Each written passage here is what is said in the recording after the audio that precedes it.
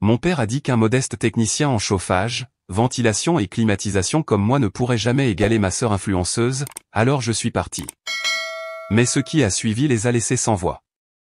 Moi, un homme de 31 ans, j'ai passé toute ma vie à être l'oublié de la famille. Ma sœur, Laura, une femme de 34 ans, a toujours été l'enfant prodige, celle qui a réussi sa vie. Selon mes parents, je répare des systèmes de chauffage, ventilation et climatisation pour gagner ma vie. Oui. Ce n'est pas glamour, mais c'est un travail honnête qui paie les factures. Laura? Elle est dans le marketing numérique, ce qui signifie essentiellement qu'elle publie des cochonneries sur Instagram et convainc d'une manière ou d'une autre des entreprises de la payer pour cela. En grandissant, c'était toujours Laura a eu d'excellentes notes, tandis que mon bulletin avec des B+ recevait un haussement d'épaule. Laura a intégré l'équipe de débat, tandis que ma place dans l'équipe d'athlétisme ne signifiait rien. Je me suis défoncé à la course tous les jours, j'ai établi un record de l'école au relais 400 mètres, et mon père n'est même pas venu à la compétition. Quand j'ai eu besoin d'argent pour l'université de proximité, papa m'a dit de trouver un travail. Quand Laura a voulu étudier à l'étranger en Europe, ils ont réhypothéqué cette fichue maison. Maman, une femme de 59 ans, est une ancienne agente immobilière qui passe maintenant ses journées dans des groupes Facebook à répandre des théories du complot et à dire à tout le monde à quel point sa fille a réussi. Papa, un homme de 62 ans, est un comptable qui pense que son travail dans la même entreprise ennuyeuse depuis 30 ans fait de lui Warren Buffett. C'est le genre de personne qui se vante de déclarer ses impôts à l'ancienne, comme si c'était une sorte d'exploit. Je me souviens quand j'avais 16 ans, j'ai reconstruit le moteur du camion de mon copain. Cela nous a pris 3 week-ends, des tonnes de tutoriels sur YouTube, et beaucoup de jointures de doigts écorchés. Quand nous avons finalement réussi à le faire démarrer, j'étais tellement gonflé à bloc. J'ai appelé mon père pour lui montrer. Il l'a regardé pendant peut-être 5 secondes, a pointé une tache d'huile tout à fait normale en dessous, et a dit « On dirait que tu as bousillé le joint ». Puis il est retourné à l'intérieur pour regarder la compétition de débat de Laura sur le caméscope familial pour la 5e fois. Je ne suis pas allé chez eux depuis presque 3 ans. Je n'ai pas appelé, pas rendu visite, pas fait le truc des cartes de Noël. Maman m'envoyait parfois des textos avec ces émojis bizarres qu'elle ne savait clairement pas utiliser. Je répondais quelque chose de court parce que diable y avait-il d'autre à dire? Alors, quand maman a appelé pour me demander de venir à la maison pour Noël, disant que tout le monde serait là et que papa s'était adouci, j'aurais dû me méfier. Mais pour une raison stupide, j'ai dit oui. Peut-être que je pensais que les choses avaient changé. Peut-être que je suis juste un fichu idiot. Le trajet de 8 heures a été brutal. Le chauffage de mon camion n'arrêtait pas de tomber en panne toutes les 20 minutes, alors je devais constamment tripoter le faisceau de câblage sur les aires de repos pendant que mes doigts devenaient engourdis. Je me suis à peine arrêté. Je voulais juste en finir.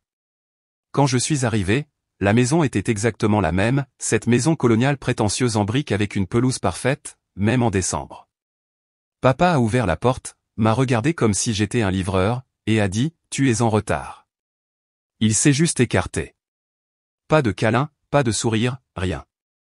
Il a juste regardé sa montre comme si j'étais en retard à un rendez-vous. Maman est sortie en s'essuyant les mains sur une serviette, agissant comme si j'étais parti depuis 3 jours au lieu de 3 ans. Elle m'a fait ce câlin de côté maladroit, immédiatement suivi par « As-tu apporté une chemise plus présentable ?» Nous prenons des photos de famille demain. Laura était collée à son téléphone sur le canapé et a juste levé les yeux pour dire « Oh mon Dieu, je ne pensais pas que tu viendrais vraiment. » Belle coupe de cheveux. Très économique. Un accueil vraiment chaleureux, n'est-ce pas? La veille de Noël n'était que bruit et faux sourires. Maman aboyait des ordres à personne. Laura était dans un appel Zoom avec son réseau d'influenceurs, se vantant bruyamment de sa BMW et de quelques billets de concert qu'elle avait obtenus. J'ai proposé d'aider pour le dîner et on m'a dit de juste ne rien toucher dans la cuisine. J'aurais dû partir à ce moment-là, mais à la place, je suis allé dans le garage et j'ai réparé l'ouvre-porte de leur garage qui faisait cet horrible bruit de grincement. Personne n'a remarqué. Le dîner ressemblait à quelque chose sorti d'un magazine. J'ai remarqué que maman m'avait soigneusement placé au bout de la table, le plus loin possible des invités importants. Le frère de papa, l'oncle Mike, un homme de 58 ans, était là avec sa femme, Debbie. Mike est cool, le seul de la famille qui m'ait jamais traité normalement. Il est plombier, se salit les mains comme moi. On allait à la pêche quand j'étais enfant. Il m'apprenait à mettre un appât sur un hameçon pendant que papa était occupé à aider Laura avec son projet de foire scientifique. Mon pote Zach était aussi là. L'idée de maman. C'est mon meilleur ami depuis le lycée qui a réussi sa vie, ses mots, en devenant responsable informatique. Je suis presque sûr qu'elle l'a invité pour me montrer à quoi ressemble un vrai succès. La blague est pour elle. Zach ne supporte pas non plus ma famille et n'est venu que pour un soutien moral. Il est arrivé avec un pack de 6 boissons énergisantes et son casque de jeu toujours autour du cou, venant clairement d'une session marathon. Le visage de maman quand elle l'a vu était impayable. Pendant un moment, tout le monde a prétendu être une famille heureuse. Maman et Laura ont fait la plupart de la conversation pendant que j'étais assis en silence, coupant ma nourriture en parfait petits carrés juste pour avoir quelque chose sur quoi me concentrer. Chaque fois que j'essayais de dire quelque chose, Laura levait les yeux au ciel où maman avait soudainement besoin de vérifier quelque chose dans la cuisine. J'ai mentionné avoir réparé l'ouvre-porte de garage et papa a juste grogné, puis a interrogé Zach sur sa trajectoire de carrière. Alors, Jacob, tu répares toujours des climatiseurs, a demandé mon père avec cet air suffisant, me coupant au milieu d'une phrase alors que je parlais à l'oncle Mike d'un contrat commercial que j'avais décroché. Des systèmes de CVC, papa. Commerciaux et résidentiels. Je viens de terminer une refonte complète du système pour le nouveau complexe sportif du centre-ville, ai-je répondu. C'est ça. C'est ça. Rappelle-moi combien ça paie, déjà, il n'a même pas levé les yeux de son assiette. L'oncle Mike a essayé de changer de sujet. Jacob a des compétences que la plupart des gars tueraient pour avoir. Tu devrais voir ce qu'il a fait avec mon unité de sous-sol. L'entrepreneur m'avait fait un devis de 5000. Jacob l'a fait pour le coût des pièces en un week-end. Mais Laura n'a pas pu s'en empêcher. Oh mon Dieu, papa, ne le mets pas dans l'embarras. Tout le monde ne peut pas réussir. Certaines personnes atteignent leur apogée au lycée. Elle m'a regardé avec ce faux sourire de sympathie en ajustant sa montre de créateur. Puis, alors que je coupais dans le jambon, papa a posé sa fourchette et a dit la chose qui allait tout briser. Pour être honnête, il n'a jamais vraiment été notre fils, plutôt un locataire qui n'a jamais payé de loyer. Le silence s'est fait dans la pièce. Les yeux de Zach se sont écarquillés. Ma main s'est figée sur mon assiette, le couteau à mi-chemin dans le jambon. Puis Laura s'est penchée vers maman et a chuchoté assez fort pour que tout le monde entende, « Pourquoi l'as-tu invité de toute façon ?» Il pue les chèques et le parfum de supermarché. Elles ont toutes les deux gloussé comme si c'était une blague entre elles qu'elles mouraient d'envie de partager. L'oncle Mike s'est levé, renversant son verre d'eau, mais je l'ai devancé. Je n'ai pas crié ou demandé pourquoi. Je me suis juste levé, je les ai tous regardés et j'ai dit, j'en ai marre de ces conneries. Puis je suis sorti, renversant le centre de table sophistiqué en passant. Pas exprès, mais je ne me suis pas arrêté pour le ramasser non plus. Zach m'a suivi, attrapant sa veste et faisant un doigt d'honneur par-dessus son épaule. Personne d'autre n'a essayé de m'arrêter. Personne ne m'a appelé. Je suis monté dans mon camion et je suis parti, sans regarder en arrière une seule fois. Le trajet du retour était silencieux, pas triste, juste définitif, comme si quelque chose s'était terminé pour de bon. Le chauffage du camion a fonctionné parfaitement tout le long du retour, ce qui semblait être la façon de l'univers de me dire « Bon choix, mec ». Zach a envoyé un texto disant que le reste du dîner était super gênant, et qu'il était parti tôt lui aussi. Je suis rentré tard ce soir-là, j'ai enlevé mes bottes d'un coup de pied et je me suis effondré sur le canapé avec la télévision en sourdine. Je n'ai dit à personne d'autre ce qui s'était passé. Je suis juste retourné au travail le lendemain matin comme si de rien n'était, rampant sous un restaurant pour réparer une conduite de drainage gelée à 7 heures du matin le 26 décembre. Une semaine s'est écoulée. Je réparais un système de congélation commerciale dans un restaurant, branchant des thermostats, faisant mon travail habituel. Le personnel de cuisine n'arrêtait pas de m'apporter des assiettes de nourriture pendant que je travaillais. De la vraie nourriture faite par des gens qui respectaient ce que je faisais. Parfois, je pensais à ce que mon père avait dit ou à la façon dont Laura avait ri, mais honnêtement, ça a cessé de faire mal après quelques jours. J'étais insensible à leurs conneries depuis des années. Cela a juste rendu les choses officielles. Zach est venu ce week-end-là et nous avons joué à Call of Duty en buvant des boissons énergisantes.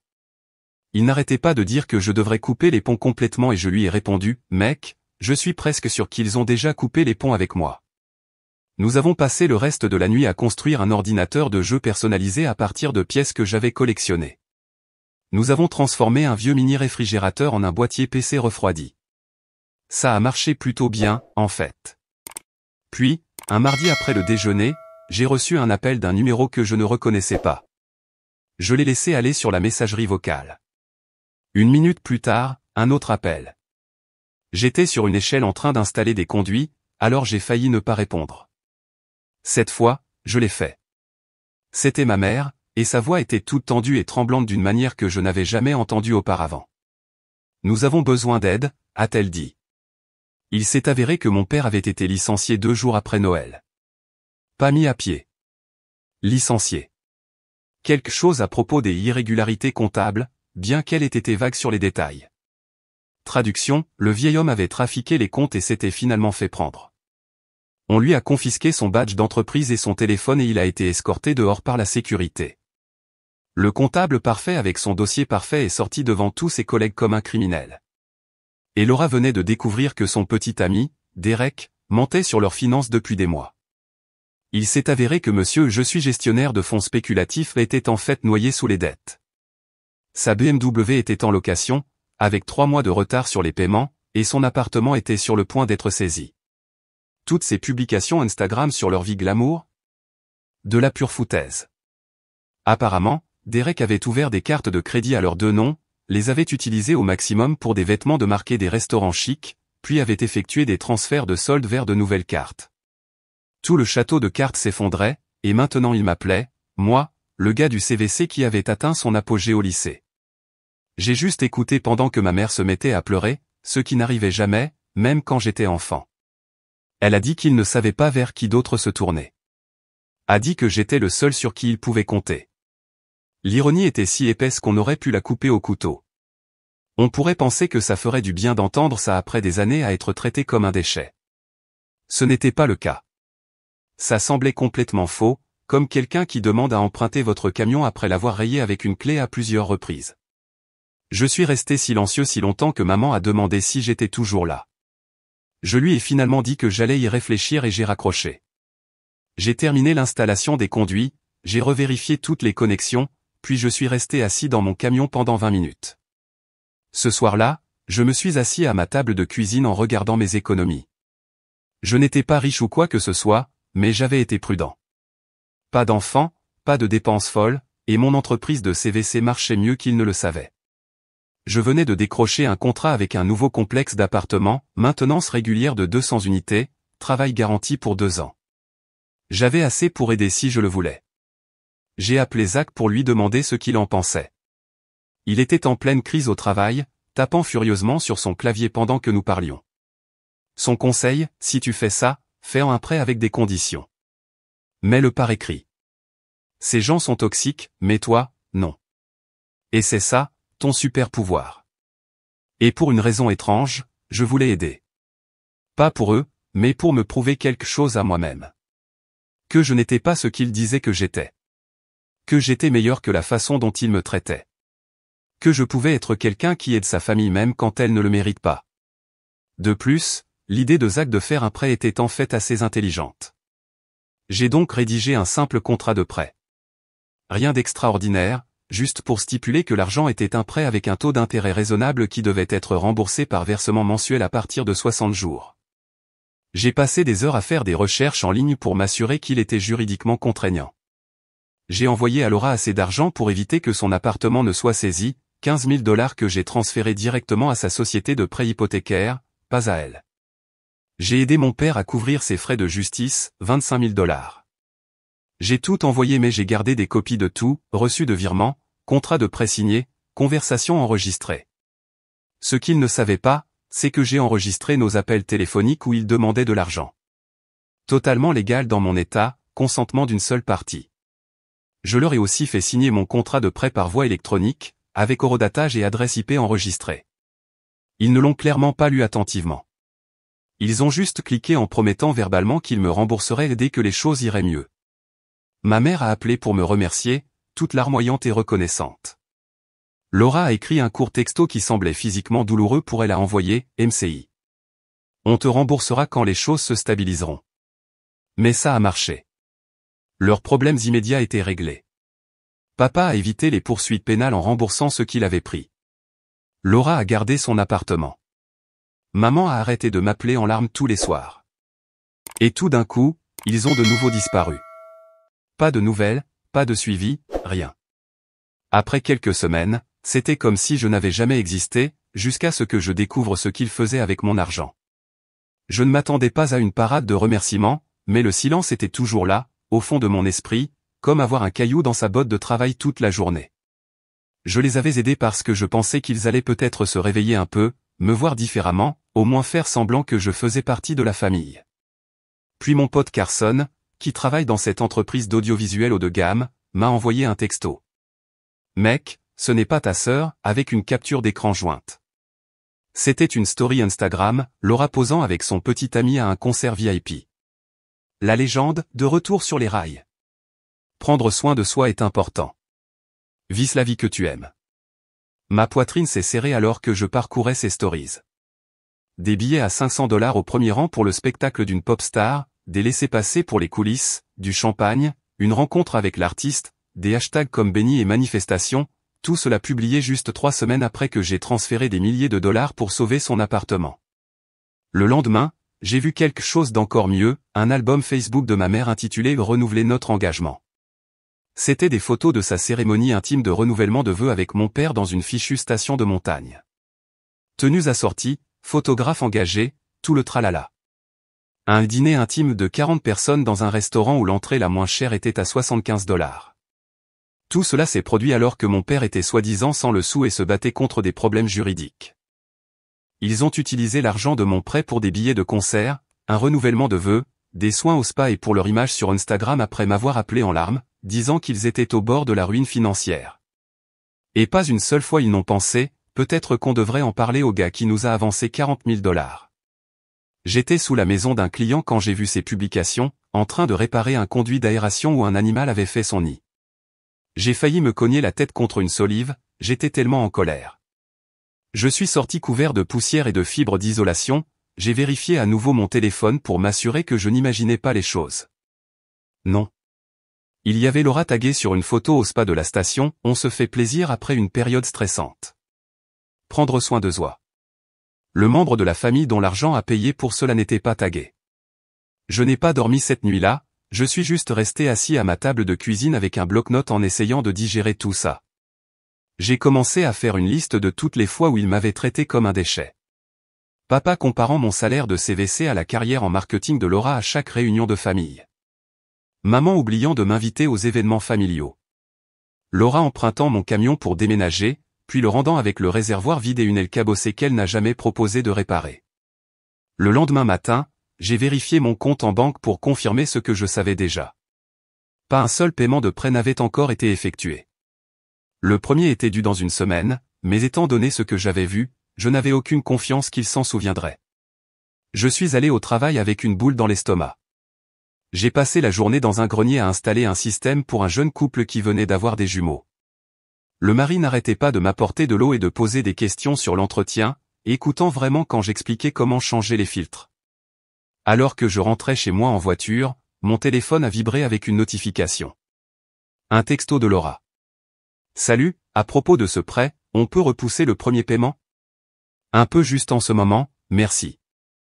Aucune explication, aucune reconnaissance du concert ou de la journée au spa, juste une demande de délai supplémentaire tout en publiant sur ses virées shopping. Je n'ai pas répondu immédiatement.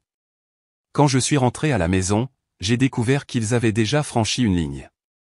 Mon service de surveillance de crédit a envoyé une alerte. Quelqu'un avait essayé d'ouvrir une carte de crédit à mon nom dans un grand magasin de luxe. La demande a été refusée en raison de l'alerte à la fraude que j'avais mise en place, mais la tentative provenait d'une adresse IP dans le quartier de Laura. C'en était trop. C'était la goutte d'eau qui a fait déborder le vase. Non seulement ils avaient ignoré les termes de mon prêt, mais ils essayaient activement de me voler à nouveau tout en dépensant mon argent pour des babioles de luxe. Je n'étais plus en colère. J'en avais juste fini. Ce qui a commencé comme une séance de défoulement a évolué en autre chose au cours des jours suivants. Pas un plan de vengeance exactement, plutôt une décision d'arrêter de les protéger de la réalité. De les laisser faire face aux conséquences naturelles de leurs actions pour une fois dans leur vie de privilégiés. D'abord, j'ai contacté ma banque et j'ai sorti tous les reçus de virement et les contrats de prêt qu'ils avaient signés. Je me suis assuré que tout était en ordre. Ce n'étaient pas des cadeaux, c'étaient des prêts avec des conditions claires qu'ils avaient acceptées. J'ai tout fait certifier par un notaire juste pour être sûr. Le directeur de la banque m'a reconnu. J'avais réparé son climatiseur pendant cette canicule brutale l'été dernier, alors que sa femme enceinte souffrait. Il a été heureux d'aider à accélérer toutes les démarches. Ensuite, j'ai commencé une surveillance financière de base, j'ai mis en place des alertes de crédit pour moi-même après m'être souvenu comment Laura m'avait aidé avec la paperasse il y a des années. Elle avait gardé des copies de ma carte d'identité et de mes informations financières à l'époque, disant toujours que c'était pour des raisons fiscales mais sans jamais donner plus d'explications. Mieux vaut prévenir que guérir. J'ai dépensé $100 pour un service complet de surveillance de crédit. J'ai aussi commencé à documenter leurs publications sur les réseaux sociaux, capture d'écran des photos de concert de Laura, de la cérémonie de renouvellement de vœux de maman, des sorties de golf de papa.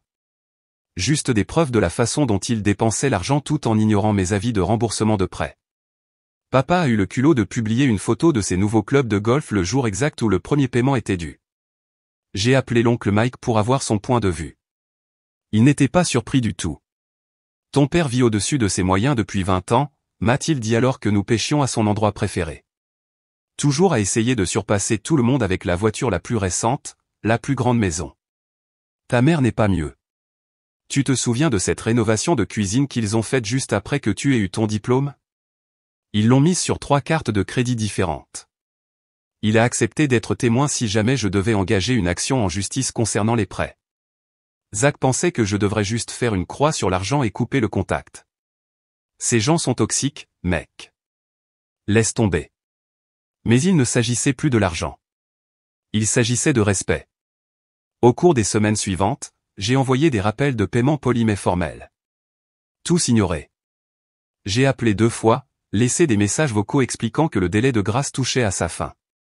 Aucune réponse. J'ai envoyé des lettres recommandées décrivant les conséquences d'un défaut de paiement sur nos contrats de prêt. Les lettres ont été reçues, signées, mais jamais reconnues. Pendant ce temps, je vivais de nouilles instantanées et je travaillais 70 heures par semaine pour reconstituer mes économies. Pendant ce temps, Laura continuait de publier sur Instagram comme si de rien n'était, des photos d'elle et de Derek au restaurant, des virées shopping, cette série de concerts avec des billets à $500. Le Facebook de ma mère était plein de ces réunions de clubs de lecture et de déjeuners de charité. Papa a rejoint un nouveau country club, publiant sur ses opportunités de réseautage avec des gars qui n'avaient aucune idée qu'ils venaient d'être licenciés pour malversation financière. C'était comme regarder des gens danser sur le pont du Titanic, complètement inconscients de l'iceberg qu'ils avaient déjà heurté. Chaque publication était plus déplacée que la précédente. Chaque avis de paiement ignoré était un autre clou dans le cercueil de toute relation que nous aurions pu sauver. Après 2 mois d'avis de paiement ignorés, j'ai finalement franchi l'étape suivante. J'ai déposé une plainte officielle pour rupture de contrat auprès du greffier du comté. Rien de dramatique, juste la procédure légale standard lorsque quelqu'un ne respecte pas les termes d'un prêt documenté. Je n'ai même pas engagé d'avocat, j'ai juste payé les $75 de frais de dépôt et soumis les documents moi-même. Le greffier m'a reconnu, lui aussi. J'avais modernisé le système de ventilation de son bureau l'année dernière, alors que tout le monde avait des maux de tête à cause de la mauvaise qualité de l'air. Il a fallu 3 semaines pour qu'il soit signifié.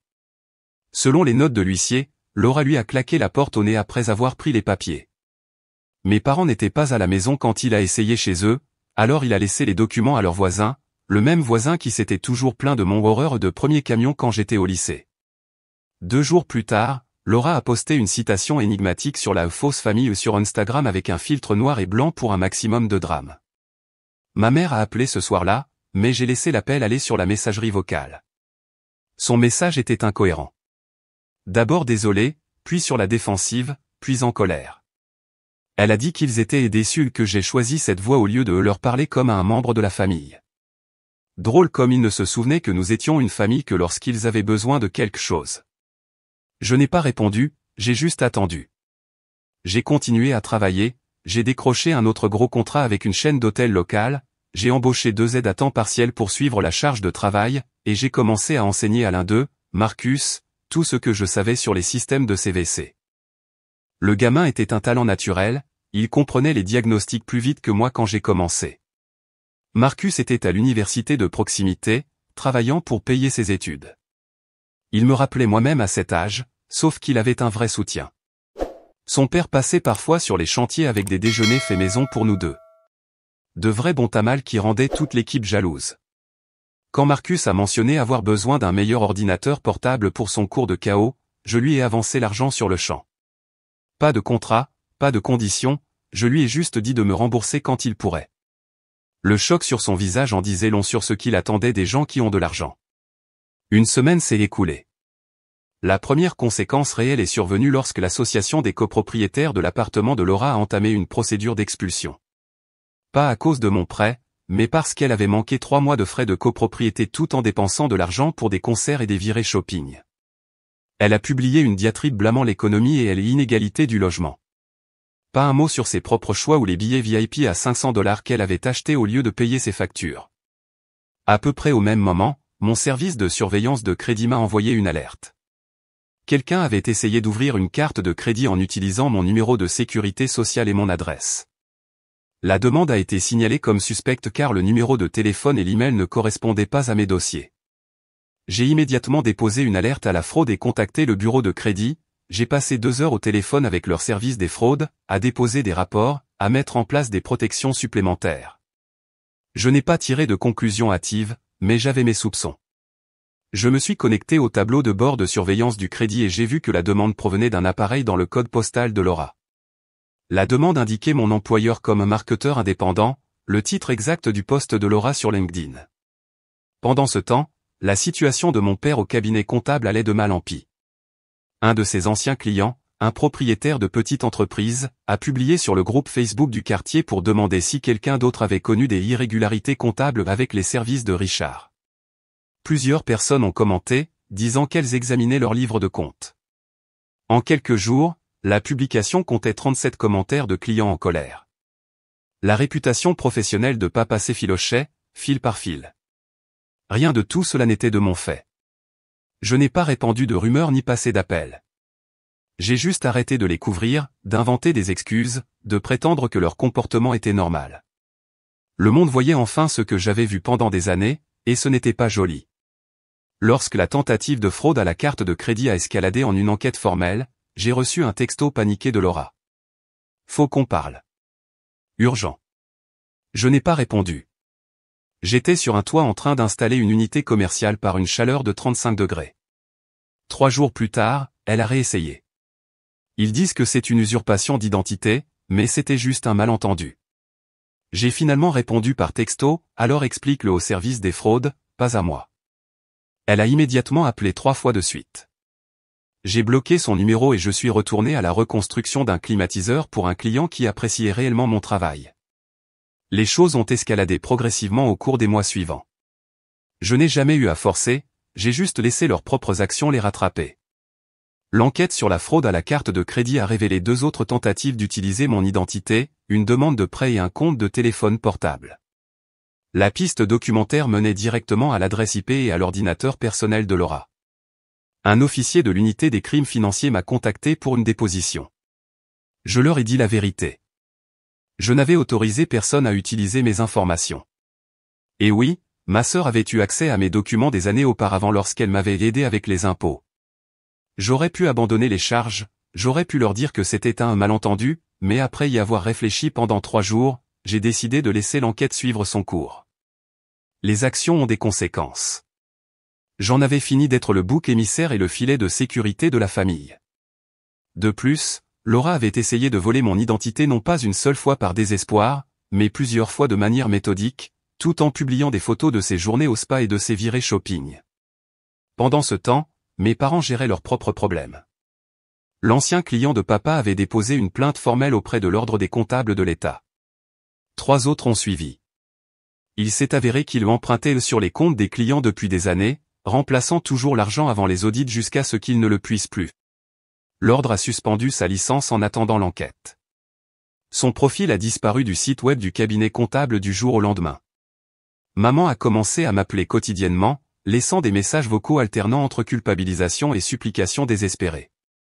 Nous sommes une famille, et nous te rembourserons quand nous pourrons, et comment as-tu pu faire ça à ta propre sœur ? Je les ai tous sauvegardés mais je n'ai pas répondu. J'étais trop occupé à développer mon entreprise, à former Marcus et à gagner honnêtement ma vie. 4 mois après Noël, j'ai croisé l'oncle Mike à la quincaillerie. Il avait l'air épuisé, poussant un chariot chargé de fournitures de plomberie. Nous avons fini par parler sur le parking après avoir payé. Tes parents restent avec moi, a-t-il dit en chargeant des tuyaux dans son camion. Ils ont perdu leur maison la semaine dernière. La banque a saisi. J'ai hoché la tête, ne sachant pas quoi dire. Laura fait face à des accusations, a-t-il continué. Usurpation d'identité, fraude, quelque chose à propos de fausses demandes de crédit. Elle dit que tu lui avais donné la permission d'utiliser tes informations.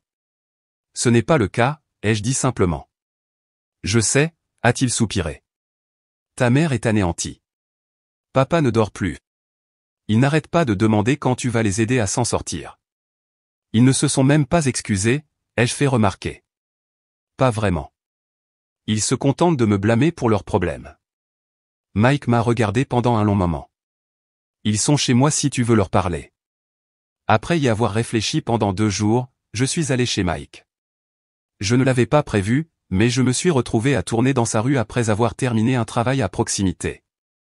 Sa modeste maison de plain-pied semblait à l'étroit avec 3 personnes supplémentaires y vivant. La pelouse, habituellement parfaite, était envahie par les mauvaises herbes. La BMW de Laura avait disparu, probablement saisie à ce stade. Papa a répondu à la porte. Il avait vieilli de 10 ans en 4 mois, mal rasé, des cernes sous les yeux, portant un polo délavé avec une tache sur le col. Jacob, a-t-il dit, la surprise et la lassitude se mêlant dans sa voix. Maman est apparue derrière lui, les yeux s'illuminant d'un espoir désespéré. Jacob, Dieu merci tu es là. Nous avons essayé de te joindre. Le salon était encombré de leurs affaires, des boîtes empilées le long des murs, des valises dans les coins, les vêtements de marque de Laura drapés sur les meubles.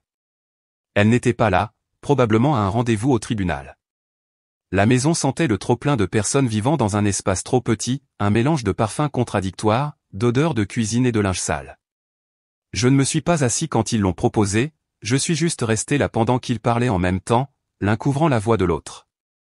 Des explications, des excuses, des plaintes sur l'injustice de tout cela. Comment la banque avait soudainement saisi après seulement quelques paiements manqués.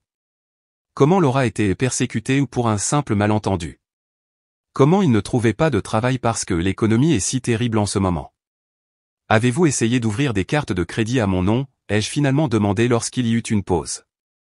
Ma voix était calme, stable, la même voix que j'utilise pour dire aux clients que tout leur système doit être remplacé. Papa a détourné le regard.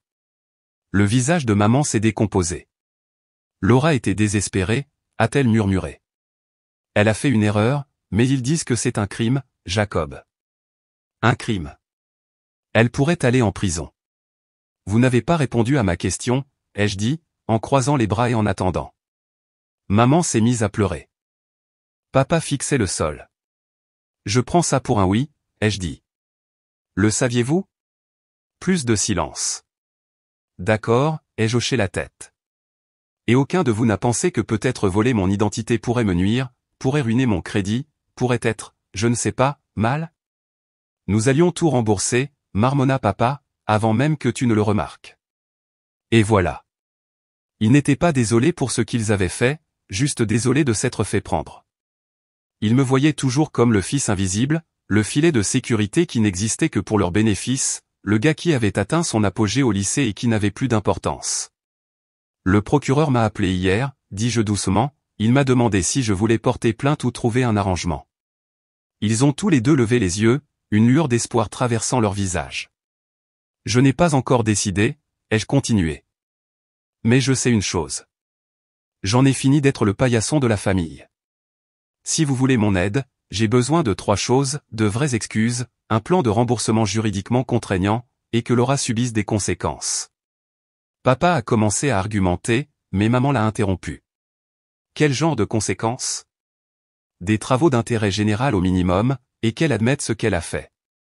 Plus de mensonges sur des malentendus ou sur le fait que je lui ai donné la permission. Ils se sont regardés, une communication silencieuse passant entre eux. Les épaules de papa se sont affaissées. Maman tordait son alliance, celle qu'elle avait gardée même alors qu'ils vendaient la plupart de leurs bijoux. Nous n'avons pas d'argent, a finalement dit papa. La banque a tout pris. Ma licence est suspendue. Ta mère vend ses bijoux sur eBay. Débrouillez-vous, ai-je répondu, faisant écho à ce qu'il m'avait dit quand j'avais besoin d'argent pour l'université. C'est ce que font les adultes. Je les ai laissés assis là, dans le salon encombré de l'oncle Mike, entouré des vestiges de leur ancienne vie.